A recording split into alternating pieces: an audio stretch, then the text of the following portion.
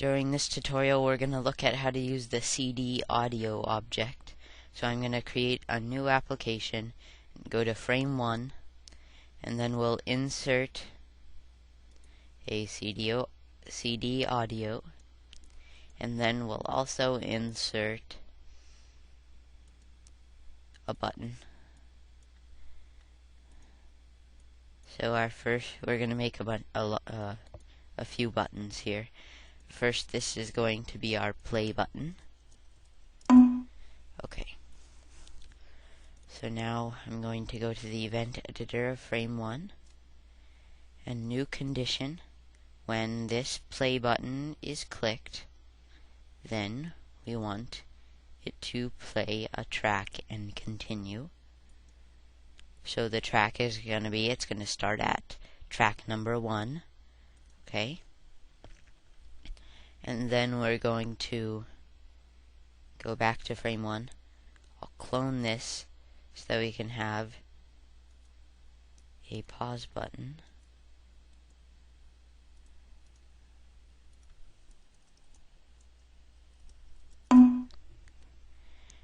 Now go back into the event editor, and we will say if this new button that we just made is clicked, then we would want our CD audio to pause. Okay. So now we can, how about a next button so that we can skip to the next track. Let's right click, clone the object, and we'll make this button called next. Now into the event editor, and then if this next button is clicked, then we will want to go to the next track. Now let's see if we clone this again, we can make a previous button.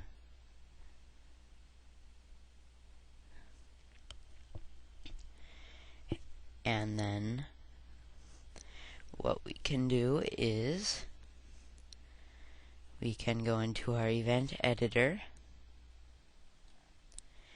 and we can say if this button is clicked, then we want it to go to the previous track.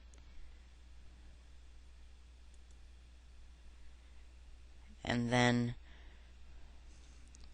one more thing we can do is see how we have this set to play from track 1.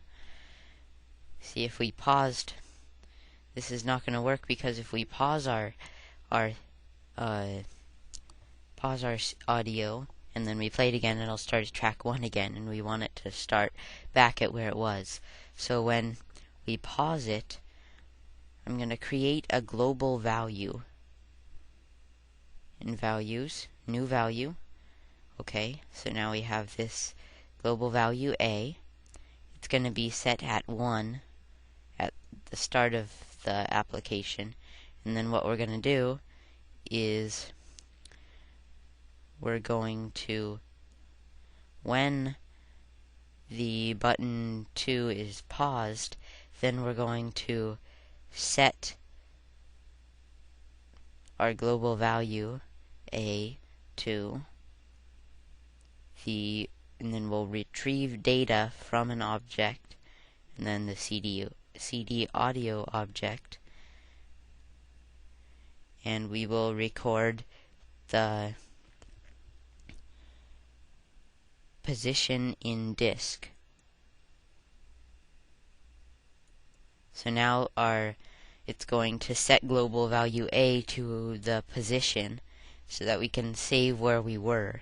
And then when we play from track 1, we're going to have to edit this so it plays from wherever or whatever our global value A is set to.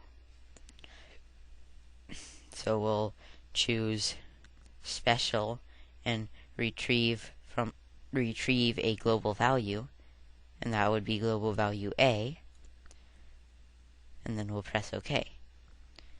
Now one more button I need to add is our stop button. So I'm going to clone this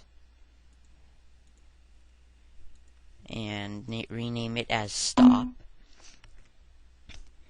And then I'm going to go into our event editor, and then when our stop button is clicked, then we want to stop. And we want to reset. We're going to change our global value back to 1 so that when we press play again, it'll start from the beginning. So now let's test our application. Going to get a CD. I'll put this CD in my drive.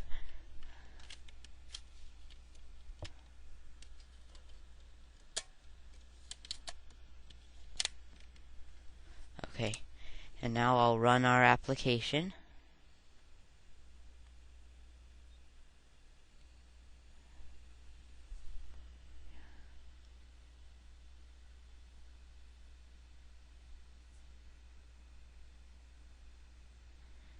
Now, let's cancel out of this default menu that comes up. Now we can see that it is playing and now I can pause it. I can choose next track. Now we hear the next track. Go back to our previous track.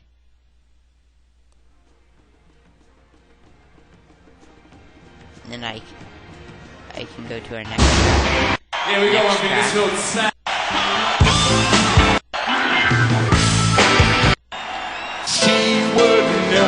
Stop this. I've stopped it now.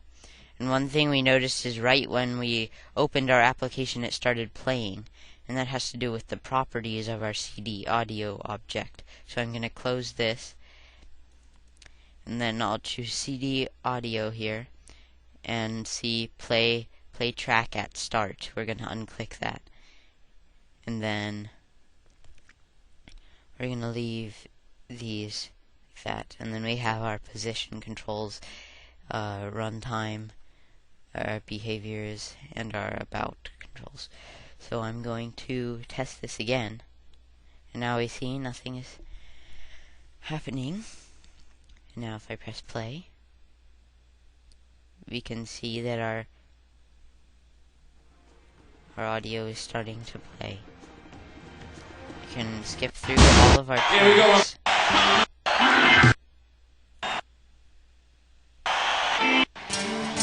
Wow!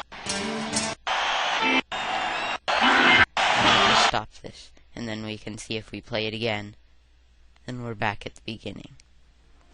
So I'm going to close this, and that's going to be all for our CD audio object today.